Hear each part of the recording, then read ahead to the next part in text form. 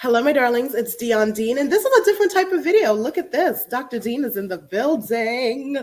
So I'm going to introduce you to someone very special, very close to my heart, my friend, my mentor, my work husband, my boopa scoop, Dr. Brent Muckridge, darlings. And so I had this idea because you guys, my social media following, my YouTube family, you have been witnessing. That's mommy going outside. You guys know I track her everywhere she goes. But you guys have been seeing the fruit of what's been happening in my life. And so I wanted to give you guys the behind the scenes. And so Dr. Brent Muckridge is a professor of entrepreneurship, but he is also a certified life coach. And so I wanted to introduce you to him as a way to let you explore different types of individuals that can come in your life and guide you in different paths. So everybody, well, most people would know what a therapist does, right? And most people know what a psychiatrist does and a psychologist. But, when somebody says they're a life coach or entrepreneurship coach or a business coach, what does that mean? So getting right into it, I want to introduce you to my boo, Dr. Brent Muckridge, and we're going to talk a little bit about my process and how he's guided me through this self-exploration. Is that what we called it, Brent? Self-exploration? Yeah. No, it's a great description because that's really what coaching helps us do. It's not therapy. Mm-hmm. And I think that's, it's a big distinction. And there's a lot of people out there who will say, they're coaches and they'll try to dabble into therapy, but that's not what coaching is about. And if they really are well trained and they have certifications, they know that they're not a therapist and they help you. Coaching becomes another tool that helps in therapy. And so break that down. So what is the difference between, because I talk about it all the time. I have a therapist, I have a business coach, and I have a life coach. So and you've kind of been in different parts of all, right, as a business coach. So can you give us an explanation of the difference between all three? Yeah. So therapists, let's start there because that's what most of us hear about. And May is Mental Health Awareness Month. So I think it's a really good time to distinguish that. Therapy is those issues where we're battling severe depression. We're dealing with diagnoses of mental conditions, things that really require much more medical training and knowledge, or something that may require even a review of your stability, your well-being, in the sense that it may require hospitalization, it may require referral for medications. If you're severely depressed, there's other things that coaching is not meant to help and work through, because most coaches are not medical doctors and trained in the therapies for psychology or psychiatric care. Mm-hmm. When you get to coaching, when they're really looking at how we help individuals really explore themselves. And so a really good coach isn't telling you, here's my 10-step plan. Mm-hmm. This is what you got to go do. It's actually, what is it you're trying to work on? It's helping the individual take ownership of what they want to work towards. Mm-hmm. And then through the process of coaching, help them explore how the issue that they're working on is impacting all parts of their life. Because when we think about it, life coaching is a great term for it. When you'll hear a life coach, executive coach, grief coach, there's all kinds of flavors or distinctions in the niche of it.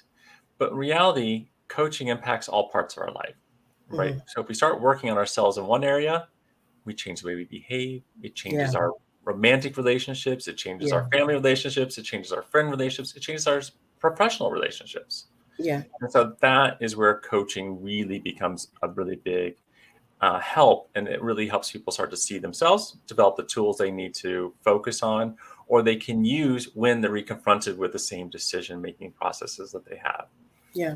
So what would be the difference between business coaching and life coaching? Because as an entrepreneur, my business is my life. So, I can say, the difference between you and Violet Dayala, who's my mentor and business coach. But how would you, and you're an entrepreneurship coach, so you've done both. So what is the difference in the work that you do between business coaching, entrepreneurship coaching, family business coaching, and life coaching? Yes, the big difference is that instead of dealing with the individual as life coaching does, business coaching is actually focused on the business. So it's devoid of the individual, because whether or not whatever you're going through on your own issues, when we're looking at it from a business standpoint, we're really looking at the broader business, right? And if you think about it holistically, businesses are separate beings by themselves. They have their own Yeah. culture, their own norms, their own interactions. And so when we're looking at those issues, we're really looking at them at a different lens. And therefore, then we can put in place, as a good business coach, is you're really helping someone put in place best practices, if you will. Yeah. Oh, that's true. Right. So we can see that from a business standpoint, there's lots of best practices. There's a number of studies, there's a number of research. We know certain things work well in business.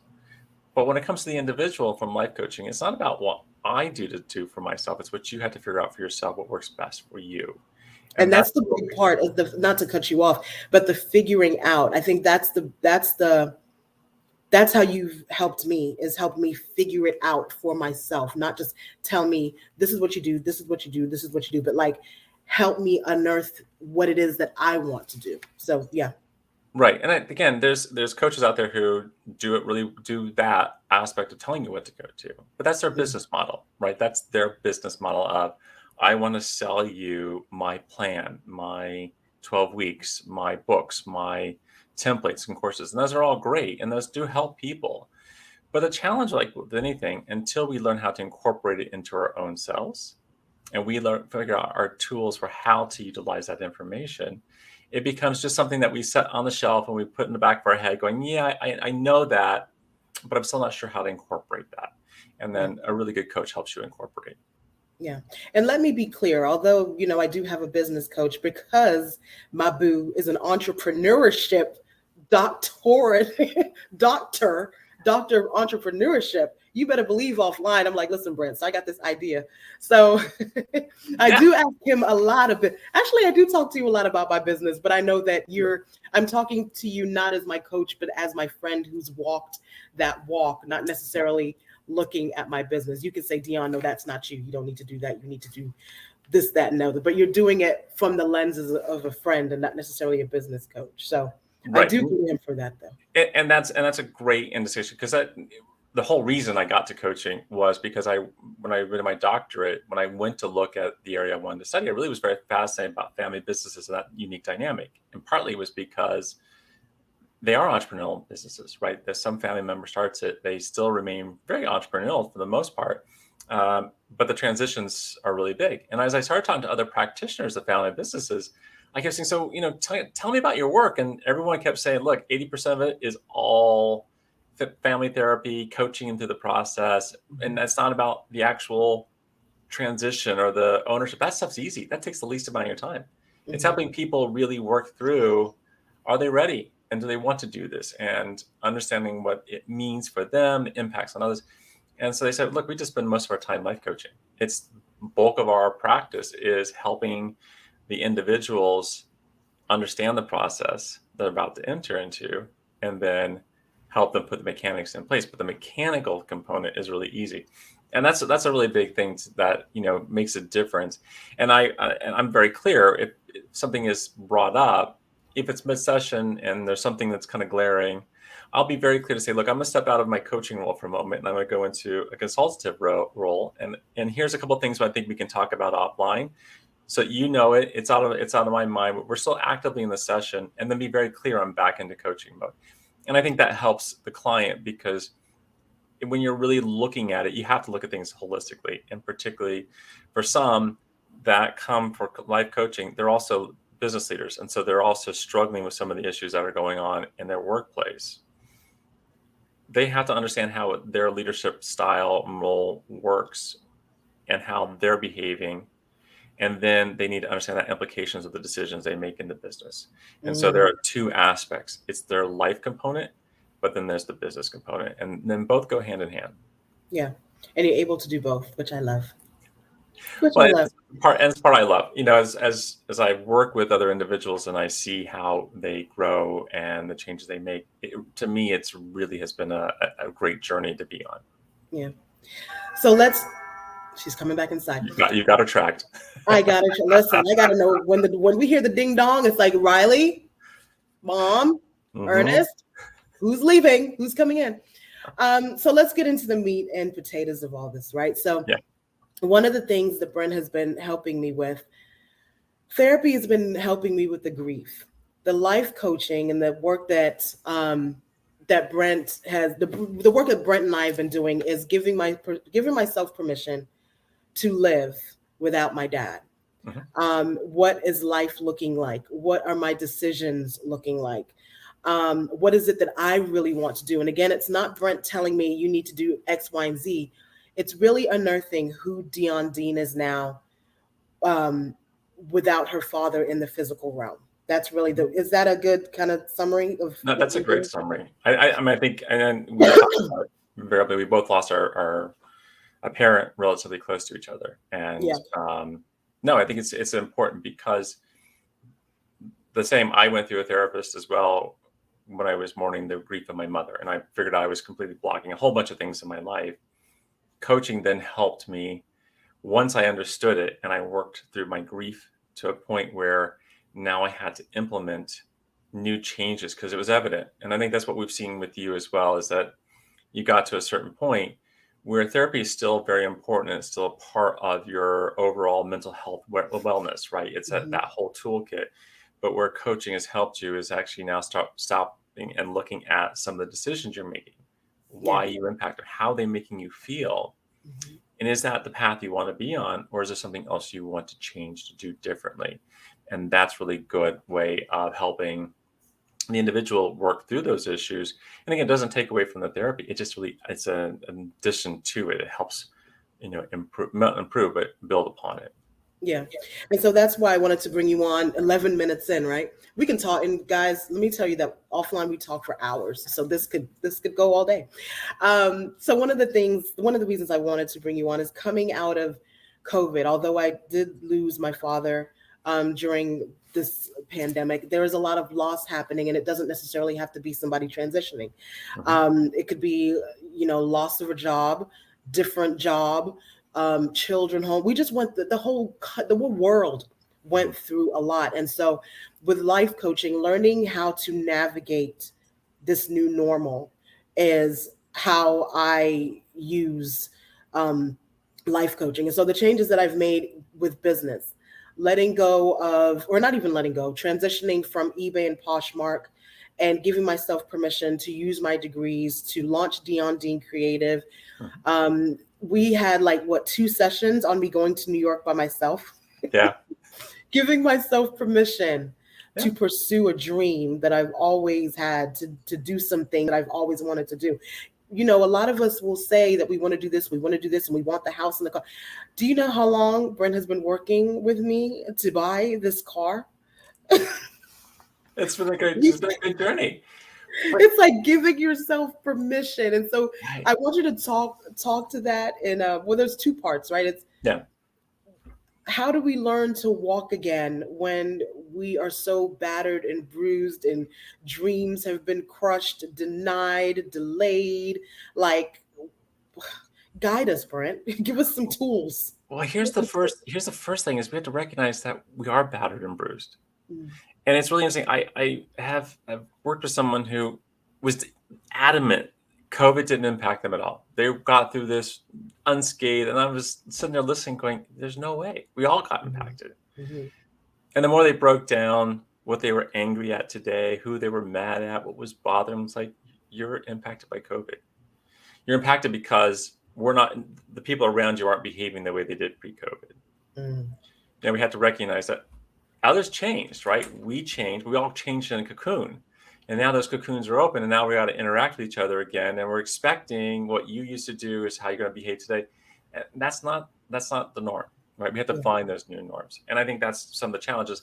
And I think what we saw through your progress was you had made so many decisions during not only your grief period, but also through COVID that your decision making process was devoid of Dion.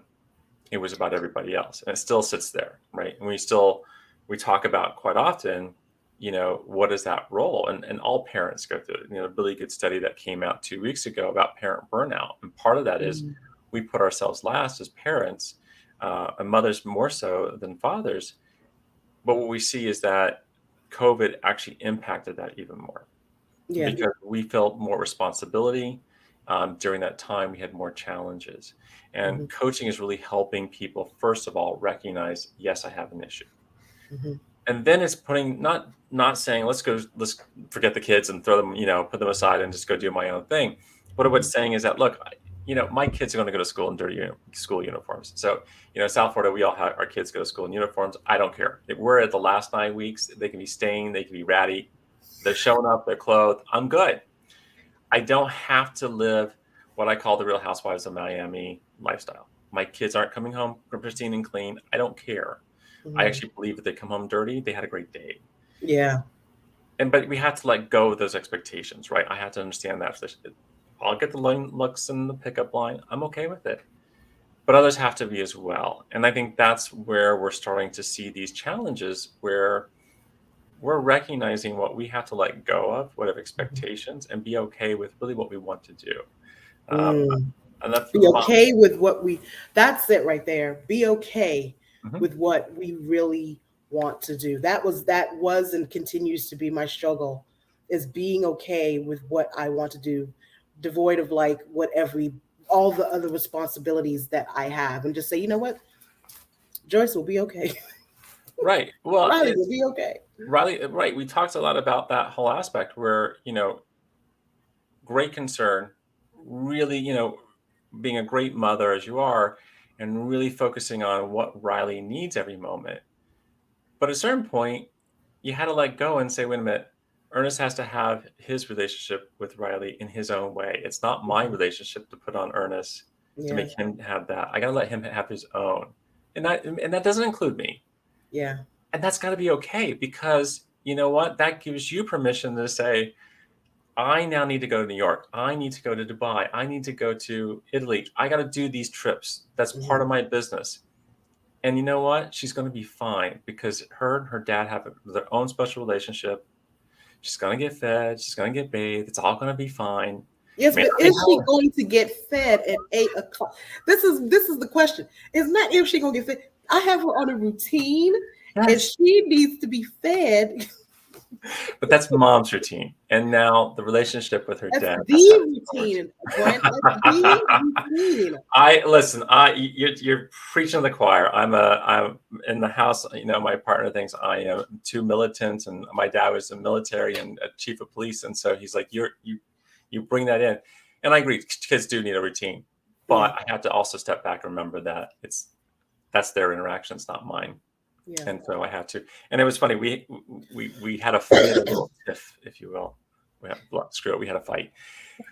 We're at camp, and, we're at Girl Scout camp, and I said I would never do camping. Let's be really clear. There's just my idea of camping is like a really nice bed and breakfast in the woods with all the luxuries. Tent on the ground.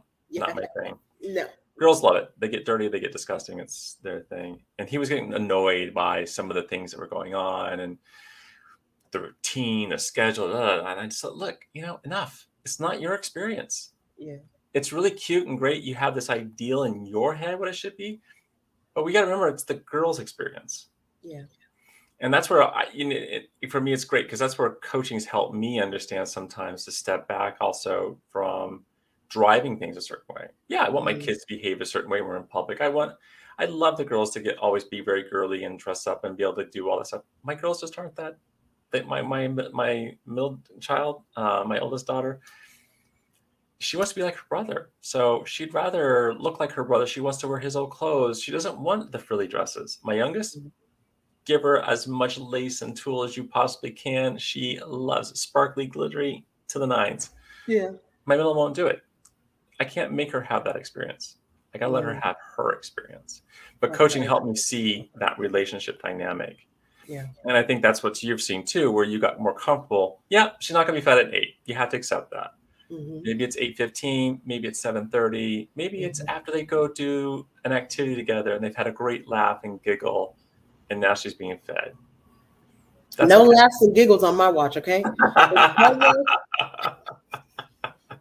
Laughs and giggles. Where they do that at?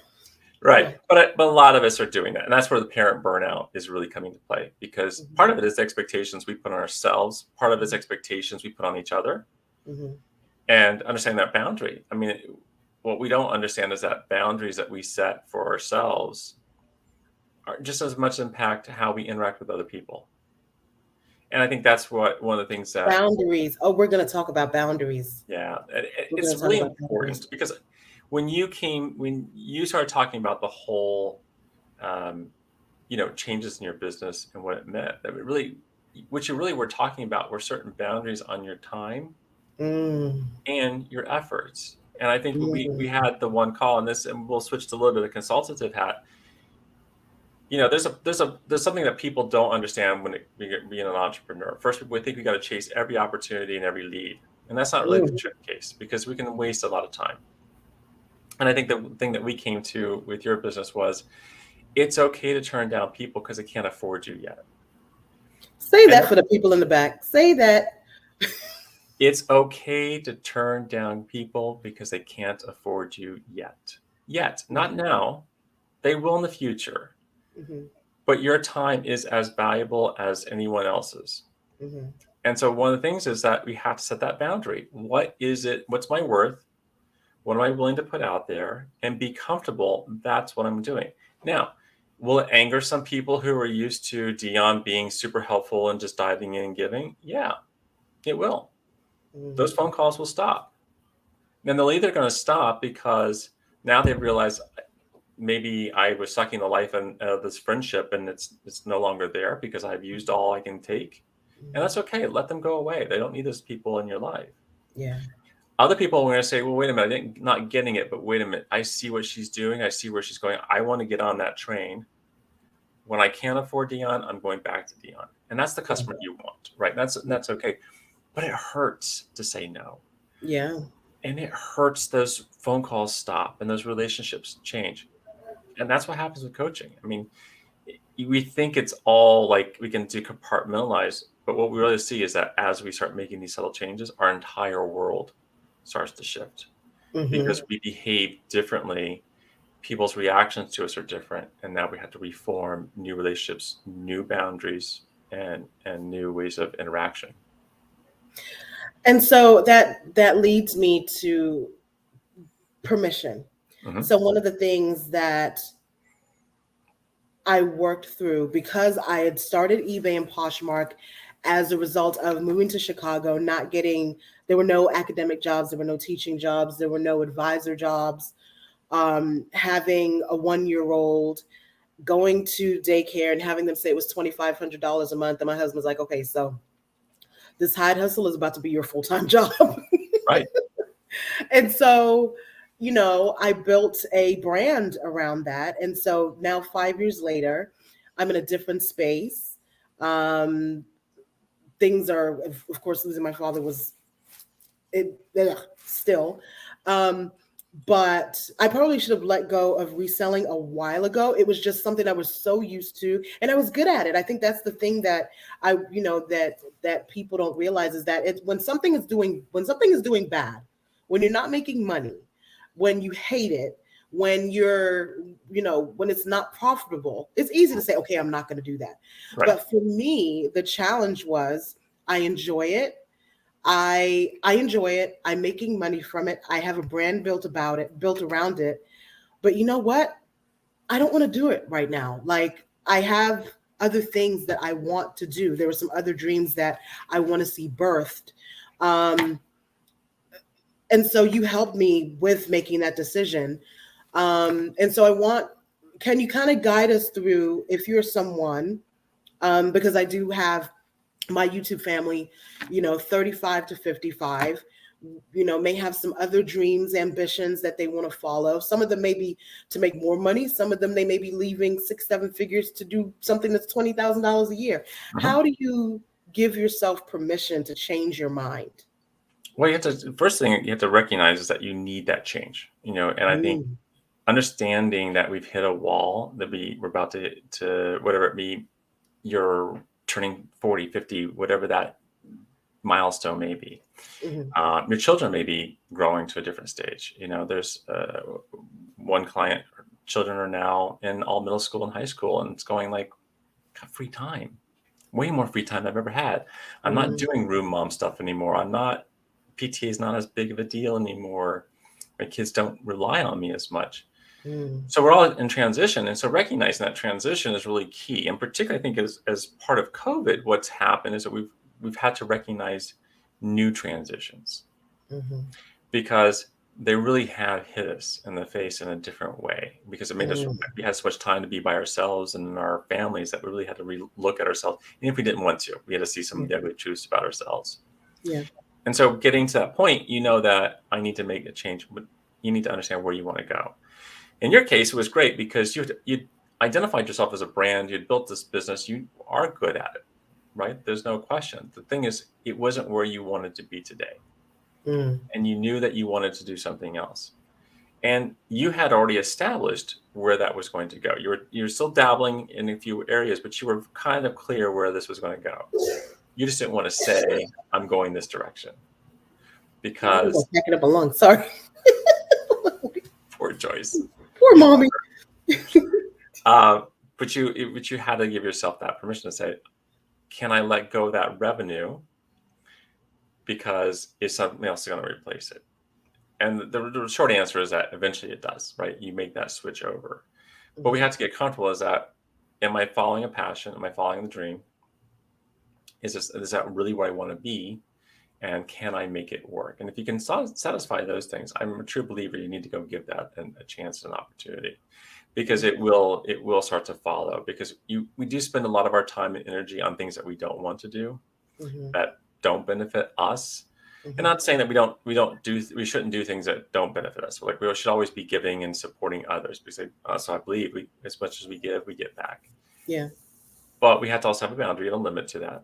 Right? We have to also make sure we're in a good place, so that when we are giving, we're giving wholeheartedly, not giving with expectations or anger, and that we are able then to see where we can go next. And I think more people are starting to see that. We see a lot in the Great Resignation last year, people chasing new dreams. We've seen a lot more people start businesses last year, particularly female-led businesses, which is phenomenal. We've been stagnant at 14% female entrepreneurs. And partly that number's been so low because women don't report themselves as entrepreneurs, right? They do things. They've had side hustles. They didn't call it side hustles back in the day. My mother had a side hustle, was never called that. She made cakes for everybody, and then right? She could decorate them and made money, and that's what she used to put away for the Christmas club, the old Christmas club where she deposited money till Christmas time came around, or the vacation little savings account that they had. Yeah. But they didn't call them side hustles then. But they were jobs. They were things that did, and then women still underreport that. But I think you have to look through it and say, where am I at today? Where do I want to go? Yeah. And that's been what we've seen with your journey a lot, is understanding what comes next. You've done it, and you're okay with it. And I think what you just said was also me as well, is the validity of it. That what I wanted to do was valid, because growing up in a Caribbean household, fashion is not a thing. Yeah. Fashion and beauty. My father, God love him, he supported everything that I did, but did not understand a thing. I think the proudest moment for him is when I was on Good Morning Texas, because he could see like what I was doing. But even with that, he was still like, okay, can you finish your doctorate now? Like, I know you out here playing the makeup. And even thrifting, I remember he would just be like, you sell other people's clothes. Who buys other people's old clothes? Forget it, Dad. I just don't think about it. But I think the validity of it as well is what you've made me feel comfortable with, because what I'm doing is valid, necessary, warranted with D Creative, and helping business owners and entrepreneurs, create storylines and themes around their brand, and helping them with social media, doing their social media, not just doing that. Look at you, right? Look at you. Not just with the styling, but with the content creation and the little bit of business. Even being a business coach felt so odd to me. But you're like, but Dion, you teach fashion entrepreneurship. Like you are a business coach. And I'm like, you have been all these years. I have been a business coach. You are right. I mean, in my brain, and that identity is a huge thing too. I feel like we need part 2 of this, but identity is a huge thing too, because I can call myself a professor all day. And in the classroom, I'm acting as a business coach to my fashion students. But out here in this world, I'm like, no, I'm not a business coach. And it wasn't until Denzel, he introduces me as his business coach. He's like, oh, this is my business coach, my merchandising coach. I'm like, that's your business coach? I'm like, oh yeah, I am your business coach. Our love child. Yes. Our love child. Our love child. I'm going to bring him on here as well too. But identity is huge as well. Huge. I've joked with you. I want to do a whole series on I want to wear a crop top just for identity issues. I think we should. And I don't make light of that, and I don't make fun of anybody. I think there's a couple of things, and let's unpack a couple of things that we've uncovered about you. But I think for your listeners as well, it's really important. When you are someone of an immigrant, you are the first generation immigrant coming into a new country, you face all kinds of new challenges and expectations, right? And that's one of the things that really clouds a lot of people's decision making, because they're ingrained with expectations that they're just born into, right? There's no rhyme or reason. There's nothing they can do to change that course. And so that's kind of some of the challenges you've had in your head, is that within your culture, within the community, the Jamaican community, you're not seeing that as a valid profession. A doctorate, medical doctor, lawyer, accountant, things that seem to have more significance. Those are things that everyone goes and brags about when they get together in the community. Oh, my daughter is doing this. Yeah. You're the first child, worse, because now you have even higher expectations for what you have to go do. Yeah. You're the first daughter, even worse. Yeah. Because expectations for the first daughter are completely different than others. And that's the part of the family dynamic that we all live within. Yeah. And I think that's part of that permission issue we see a lot of female entrepreneurs struggle with, is really what that's expectation, where they're going, and that identity of who they are, what they're about, and are they meeting those levels of expectations that exist. And it's been a lot of things that I see a number of people conflicted with, because they go off, they get the degrees and certifications. It's not necessarily the thing that they wanted to go do. And an old friend of mine, she got all the way through her pediatric residency, got board certified, went into practice, did it for 2 years, and finally admitted, I absolutely hate being a doctor. It's never what I want to do. Her parents wanted to do it. First child to go to college. The parents did everything they could to help support and keep her medical loans down as best they could. I mean, they really sacrificed and contributed. And it took her a long time to finally admit, this is not what I want to be doing with my life.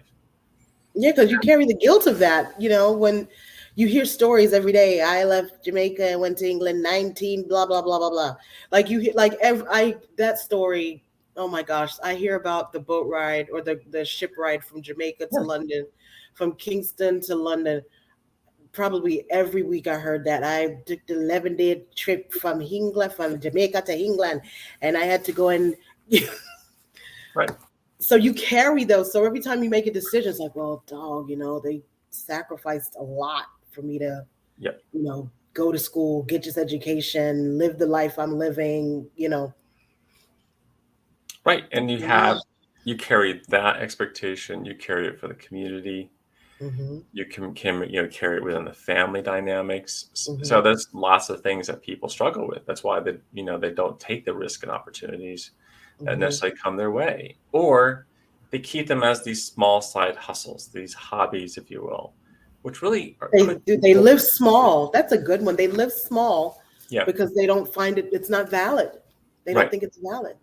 Yeah, and you're looking for. I mean, I love or hate social media. It's made us look for validation more. The trick is that we can find validation outside our communities through social media. But can we live through social media in the way that we want to be honestly within our community? And I'll tell you my own personal experience. I joke the whole series, I want to wear a crop top, because I always, my parents, I had an older gay brother who has passed and was very militant. Mike was, very in your face, all about being gay rights, gay activism. He was there with ACT UP during the AIDS crisis.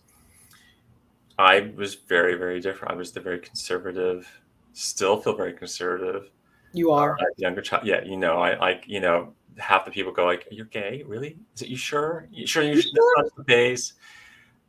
So I lived for that, and so it was a very different experience. And I was always jealous of my brother because he had this freedom Mm, that I didn't think I could have because I was the first to go to college. Although mm, he ended up getting his master's before I did, he eventually went on and got his degree. Um, but it was interesting. I never felt permission, and I always thought, well, I could experiment, right? I live abroad, I live away. Still, even then, I had all these expectations. Who are you? What are you about? And then my next explanation is, well, when my mother passes, I can finally be who I want to be on social media. And I'm still not mm. quite there. I'm way more authentic now than I've ever been. You've actually got me posting things, which I would not have ever done. Like I would do like pictures of the kids and that, the pictures of the birthday cakes and that kind of silliness. But I'm actually now branching out because I've always worried about that, Yeah. permission to be able to do that and disappointing people around me or disappointing them based on, how do I really want to be? How I want myself to feel. And turning 50, my mother passed 2 years ago now. And as I started to approach 50, it really made me say, wait a minute, I need to be more authentic about myself, who I want to Yeah. be, and be okay with that. Yeah. Yeah. And you've done an amazing job. Thank you. You've been a Thank great coach you. for that. I Thank just, you. it's not comfortable. I think you were the most patient. Then I think you were ready to slap me when I was like in my 15th. Delete, delete, delete, delete. No, it looks stupid. No, that sounds bad. You stop deleting. Just do the damn thing. Like, will you listen to your social media coach, your business coach, sir? Yeah, but I gotta hear myself, and I hate hearing myself speak, which is bad. Oh my gosh. It's Get funny because over I it. get up and lecture, and I said tell the students like, look, I can only listen to myself about 10 minutes, so you're gonna be on doing some activity in about 10 minutes. Don't worry, I'm good. Like I don't want to hear myself talk. I love hearing you talk. And we're 40 minutes in. I feel like we have so much more to discuss. So this is definitely not over. I want to do more of this because it's stuff that we need to talk about, but nobody's talking about it. And Mm. so, you're going to be a regular on this channel, and I'm going to be doing more of this on my channel. So I'm so grateful and thankful for you being open to this. How can people work with you? I'm going to leave your information, the website that we built together. Yes, it was I'm great. going to leave your I website love and your Rob. contact information in the description box. But can you let people know how they can find you, how they can work with you, and Yeah. put all So you that? can. And are you open to bit? Are you? You know what? I don't even know. Do you? Because I know you coach family businesses and you coach me, but are you open to business coaching as well, or right Yeah. now do you want to just focus? Okay, go ahead. You No. talk. Go So ahead. I'm working. I work with people who are looking for life coaching, business coaching, in whether it's startups or late stage businesses. People really identifying with the LGBTQIA community who are struggling, in particularly given all the recent legislation issues that have been going on. We could do a whole episode just on what's coming next. And also working with people who are just seeking in family businesses, both the family dynamic coaching as well as the business transitions. So open to all. People can reach out to me on LinkedIn. You will find my page on there as Brent Muckridge. Connect with me there. You can also go to my website, brentmuckridge.com, and there's links there to set up a time to even just do initial consultation to get to know, see how we could work together. Or you can follow me on social media on Instagram, Facebook, and begrudgingly on Pinterest too.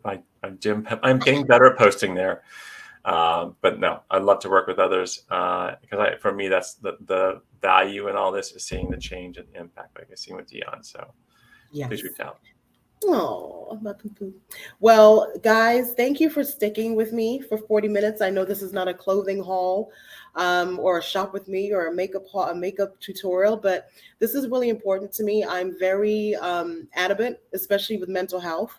I am adamant again about your circle and keeping your circle tight and having people within your circle who uplift you and guide you.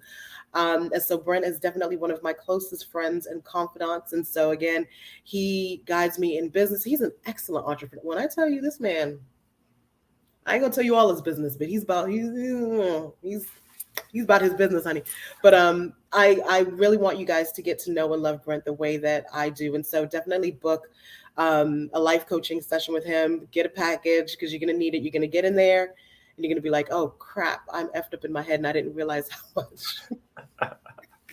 So again, thank you guys for sticking with me for 40 minutes. I pray that this was a blessing to your life. Reach out to Brent, reach out to me if you want some Dion Dean creative coaching, some business coaching.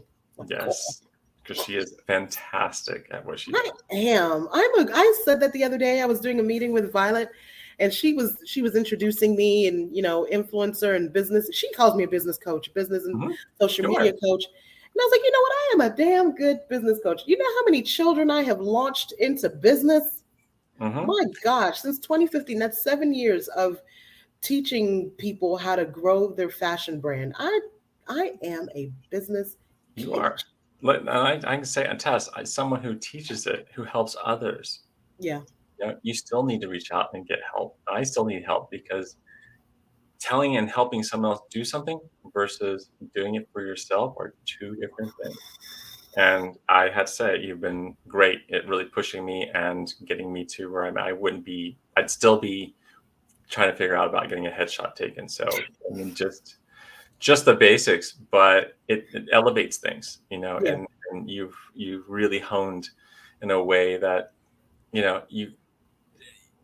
for me, it's pay for what you really need, and you pay for the right services and you get the right help. It pays dividends in the long run. And so you have been phenomenal. Thank you, Boo. Thank you. All right, guys. Thank you guys so much. And I'll be back tomorrow with a clothing haul. Don't worry. It's not going to be, this isn't good. I'm not changing the whole format of the channel. Hey, you'll get a clothing haul tomorrow. Love you guys so much. Bye. Bye.